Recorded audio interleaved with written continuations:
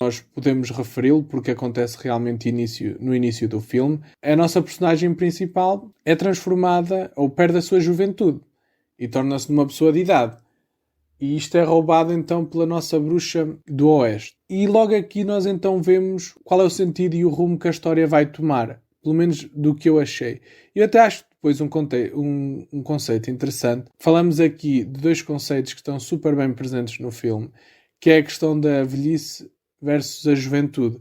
Porque a nossa personagem principal perde a juventude toda. De certa maneira é obrigada a encarar o mundo de outra forma. E nota-se, ela, a determinada altura, quando isto acontece, ela diz que encara depois as coisas com outra maneira de ver.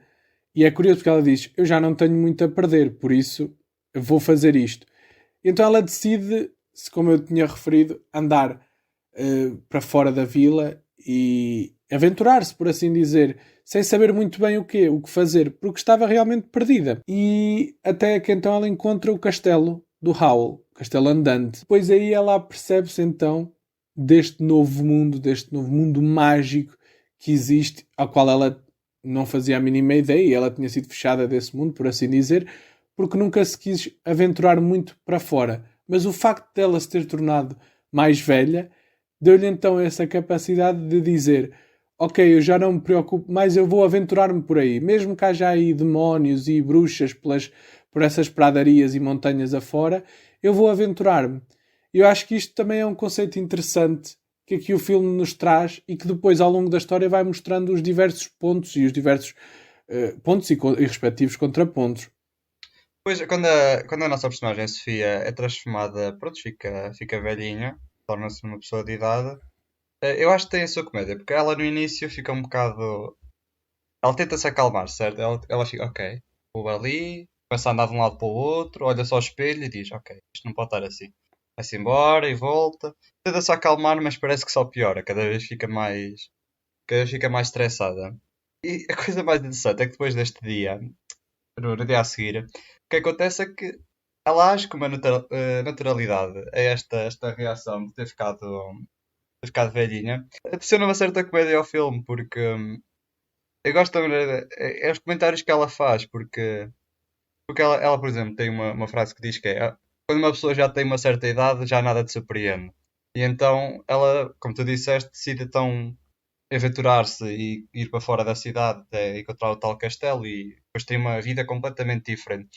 Isto é cómico porque ela um dia era um jovem normal. Como é que uma personagem, de certa maneira, quando se torna velhinha, muda logo a mentalidade dela, sendo que é uma jovem por dentro, não é mesma, certo? Sim, agora acho que falaste de uma coisa muito importante que eu acho que é isso que o filme tenta passar, que é a questão de as pessoas são velhinhas, mas por dentro podem ser capazes de muito mais ou de certas coisas tão grandiosas como um jovem. E eu acho que aqui o filme foca-se muito nessa parte de ter um espírito jovem e mostra esse contraponto de as pessoas velhas não é por serem velhas que perdem a utilidade ou que perdem alguma coisa. Não, na verdade até ganham mais coragem, ganham mais capacidade de se calhar fazer coisas que, porque sobre o ponto de vista dela e como tu disseste, já nada os surpreende, então parece que já viram tudo.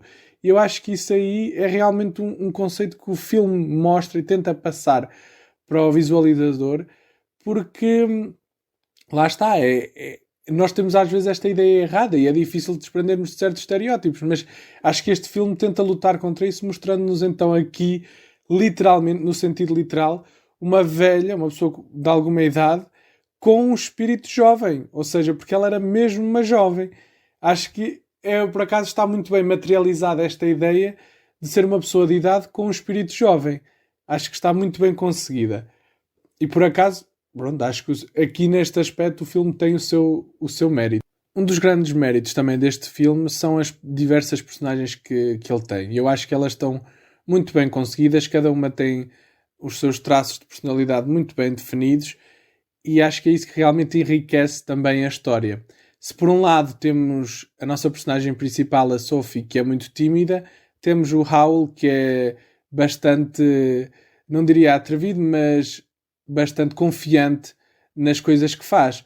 E, portanto, temos logo ali uma dicotomia que se apresenta no filme muito interessante, porque estas duas personagens vão interagir, de certa maneira, fazem crescer a nossa personagem principal, a Sophie, mas ao mesmo tempo não nos podemos esquecer que ela está velha e, portanto, de certa maneira, há ali também uma espécie de ironia, porque ela, apesar de se sentir fisicamente velha, ela na sua mente ainda está muito jovem.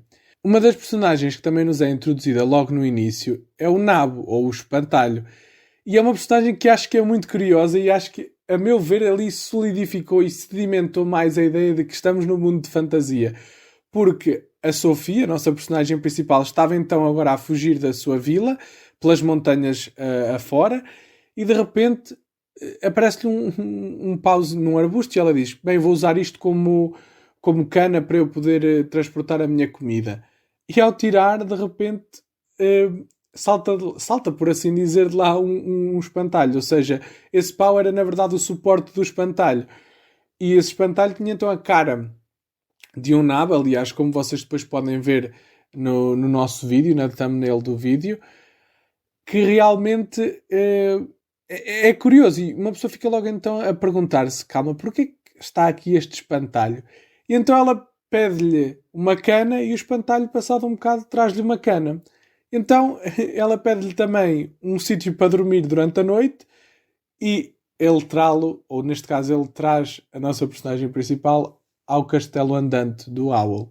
Eu por acaso também gostei muito desse espantalho porque ele está sempre a saltitar de um lado para o outro e tem a sua parte cómica.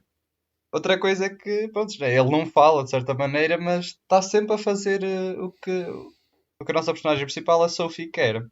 Outra coisa que essa personagem também adiciona é que nós sempre que estamos a ver este filme sabemos que este espantalho vai seguir a Sophie para todo lado.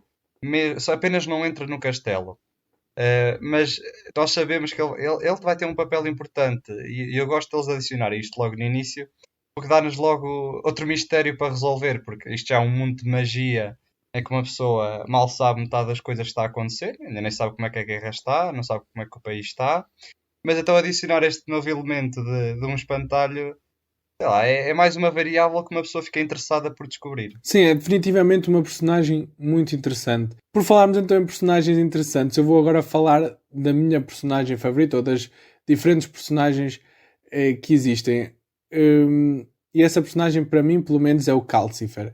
Nós até agora ainda não falámos dele, mas o Castelo Andante é movido por um fogo que está lá numa lareira, ao fim e ao cabo, E esse fogo, então, é ele que faz o castelo andar de um lado para o outro, é ele que controla, por assim dizer, o castelo todo, e ele por si só é também uma criatura mágica, dá-nos logo a entender isso, para já, por ser um fogo que consegue falar, mas por outro, ele nota-se que tem assim esses poderes, essencialmente de magia, e que nós então ficamos logo no início interessados nessa personagem por saber se ela apenas tem um papel normal ou se ela tem algo mais, até porque eles, a determinada altura, revelam-nos então que o Calcifer e o Owl têm alguma ligação, que nós no início ainda não sabemos, mas mais tarde revela-se. E então percebemos que o Calcifer é aqui, na verdade, uma personagem bastante importante para a história.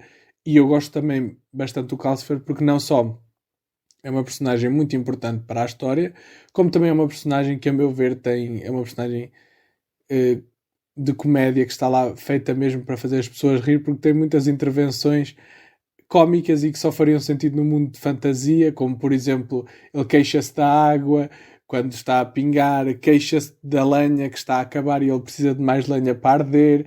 São coisas assim muito divertidas que eu acho que o Calcifer traz bastante à história nesse aspecto e que traz de maneira geral muita diversão e ao mesmo tempo seriedade à história. Pois o Calcifer que fez esse tal contrato com o Howl, porque ele é um demónio e certamente é como se estivesse a fazer um contrato com o diabo. É muito cómico porque até logo no início, quando a Sophie entra, ela como está sobre este feitiço de ter a sua idade, ela pergunta logo se consegue desfazer o feitiço e ele diz logo que sim, mas tens que me dar alguma coisa, típico de um demónio, de um diabo, que tens que fazer um contrato, tens que dar sempre algo de volta.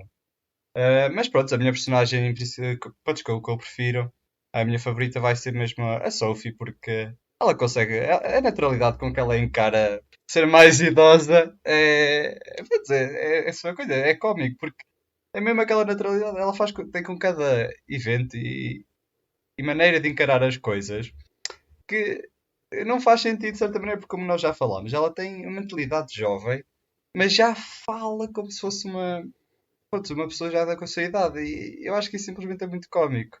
Além que há outras personagens que eu também gosto muito, por exemplo, a bruxa. A bruxa do Oeste que lançou o feitiço, porque ela no início, pronto, tem a sua ar de maldade, mas depois mais tarde acaba por também dar um ar mais de cómico, porque pronto, acontece um certo evento que a faz mudar completamente. Sim, a bruxa do Oeste realmente tem uma transformação ali a meio do filme, ou pronto, a determinada altura do filme que realmente a torna numa personagem, a meu ver, super cómica e que realmente adiciona muito e que me fez rir muitas vezes pela sua cara, às vezes pela expressão que ela tinha completamente estoica e por vezes assim completamente ou seja, parecia que não estava lá, parecia que estava na lua a pensar noutras coisas, e enquanto estavam a acontecer por vezes coisas mais dramáticas, e ela permanecia ali completamente, por assim dizer, a pensar noutra coisa como se não estivesse lá. E acho que ela realmente adiciona muito à história, sobretudo nessa parte.